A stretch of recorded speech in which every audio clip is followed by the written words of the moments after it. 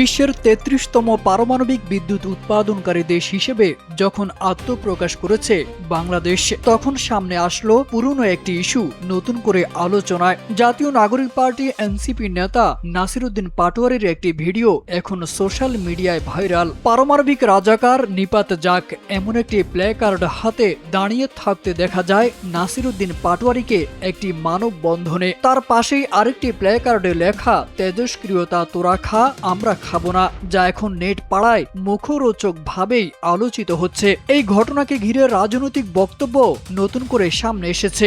নেটিজনদের ভাষ্য, অতীতে বিএনপি রূপপুর পারমাণবিক বিদ্যুৎ কেন্দ্রকে অপ্রয়োজনীয় এবং বাচ্চাদের খেলার বস্তু বলে মন্তব্য করেছিল।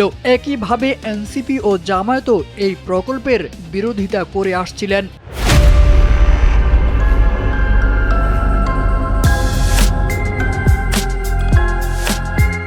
তবে সমালোচকদের দাবি, সময়ের সঙ্গে অবস্থানের এই পরিবর্তন এখন একটি প্রশ্নের জন্ম দিচ্ছে। যারা একসময় প্রকল্পটির কড়া বিরোধিতা করেছিলেন তারাই এখন এর সুফল ভোগের অবস্থানে।